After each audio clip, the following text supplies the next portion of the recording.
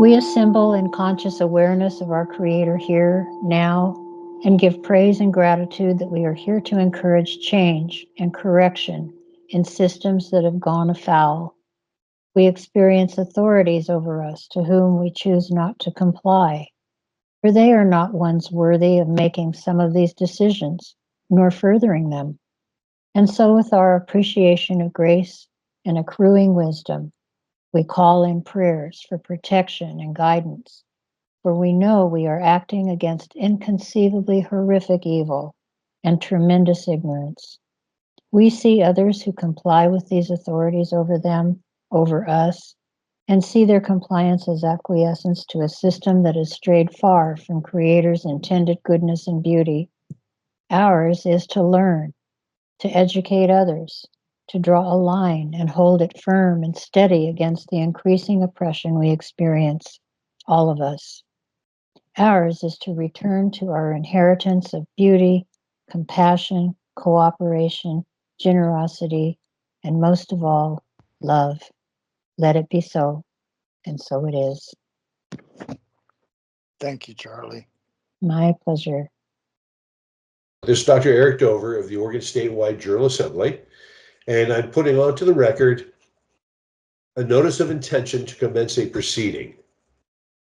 Those persons, such as Sheriff, Treasurer, Secretary of State, including their deputies, attorneys, and those of the Oregon State Bar, in fact, all those employed in state, county, and municipal governance, are required to have a proper oath. Those that do not have proof of their oath, as required by ORS, filed on the record prior to taking office, will be arraigned and tried.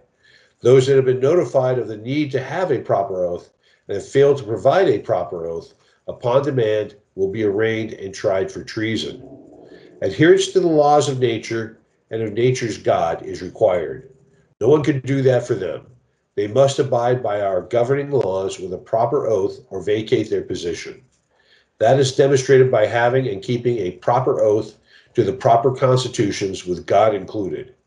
One stands and delivers against tyranny or not. If not, their oath is evidence of compliance, intent to comply, and collusion. The Oregon Statewide Jural Assembly, the de jure provisional government for Oregon, does this all day, every day. As we confront evil, we are strengthened in our resolve to take another step to a remedy in a top-heavy, collectivist, communistic oligarchy. Article 7, amended, is fraud upon the people. Fraud is evil. When one supports evil, they are in collusion with evil and are therefore evil. Article 7 of November 1910 is without proof or validity. This has been addressed by us countless times, acquiesced to, and defaulted on every time, and is published at orsja.org. A proper oath does not include the bogus Oregon Constitution post-1910, with its statutes and ordinances. None of us are responsible for the Amendment 7 fraud of 1910. To perpetuate this fraud with a bogus oath will no longer be tolerated. This paragraph below was sent last April. It is unanswered. You are allegedly counsel to the Department of Secretary of State, that is the repository of our statehood documents. Public records request/demand, a viewing of Oregon statehood documents, including the constitutions that returned from the Washington District of Columbia in 1859, the ones Matthew Deedy claims to have read in his 2 books. Both books were paid for by our Oregon Treasury, so we know the Office of Secretary of State of Oregon had them. Is that office occupied, or is this only the de facto state of Oregon, aka State of Oregon in all capital letters?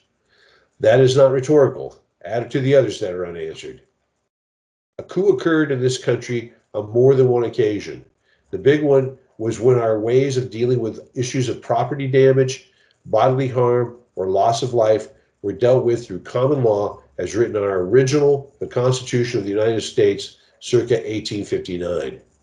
Article 3, Amendment 7 addresses this procedure through common law, the law of nature and nature's God. It seems the perversions began with ideologues taking the church-state separation so literally as to totally remove God, as we know that power component from every element of our societal culture and awareness.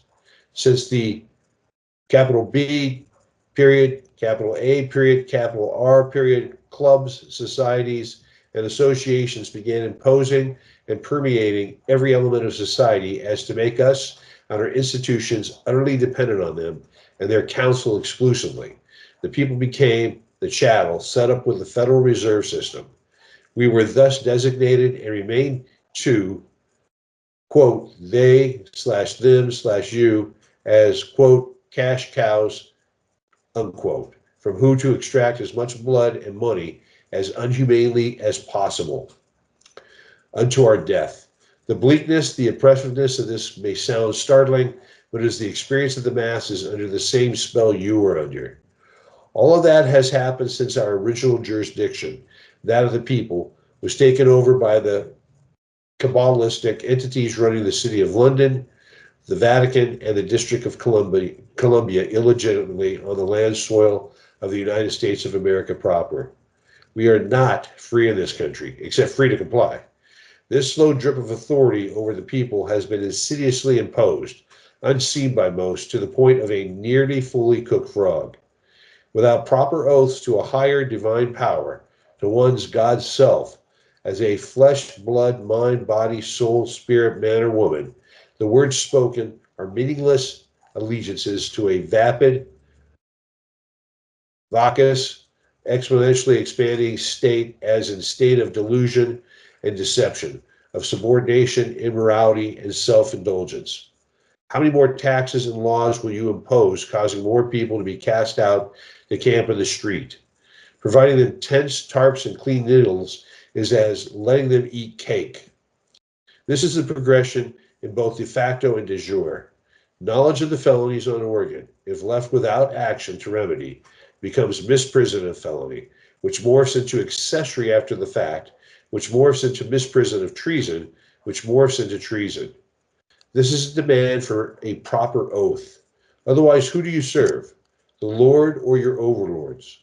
You have 7, 14, and 21 days to take the constitutionally lawful actions, or you acquiesce to breaking your oath, having no honor, serving a foreign agent, and being unfit for a position of trust. In 30 days, this becomes fact in the de facto as well as the de jure. With full faith and credit, governing law is established in this document at this time to be Declaration of Independence, Articles of Confederation and Perpetual Union, Oregon's original Constitution circa 1859, and the United States of America's Constitution circa 1859, and ORCP 20A, Clearfield Doctrine, Accardi Doctrine, Ex parte Young, Ex parte Milligan, McCarran-Walters Act 1952, Judiciary Act 1789, Section 32, Judgment Nihil Dicit are all specifically called into this document. They are all governing law which must be accepted. The current 13th and 14th Amendments are bogus and must be rejected. Take heed of the Blackstone commentaries. The Department of Justice is agent to the entity responsible for the enumerated requirements of Article 3. The one Supreme Court that must claim original jurisdiction to be a court, I would consider to have jurisdiction when found in conjunction with Amendment 7 court. The Department of Justice has failed miserably in their responsibility. We must do it ourselves. We define the words we use. We decide our method of communication. On Oregon, without the state of Oregon, aka State of Oregon in capital letters, within the United States of America, the constitutional Republican form of government. This communique is not intended to mislead, defraud, deceive in any way, and is submitted in good faith and with clean hands. I do lawful, not legal, and this is my best effort. We close with love, peace, harmony, and a prayer.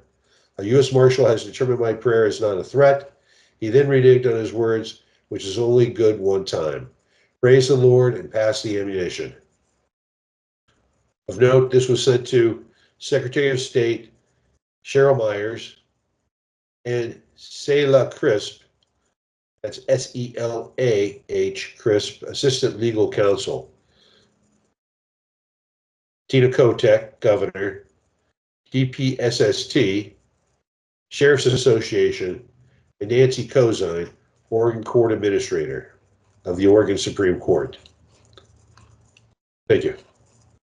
They do not want to let go of this. They do not intend on losing here. And we do not intend giving it back to them. And then the bullets started flying. And then he jumps out of the car. And he's got both his hands up. And he got out of the car, and he had his hands in the air.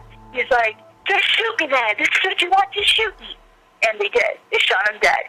With his hands in the air, and I saw it. I swear to God. He was just walking with his hands in the air. And they shot him. And they shot him dead, and then after he was down on the ground, they shot him 3 more times.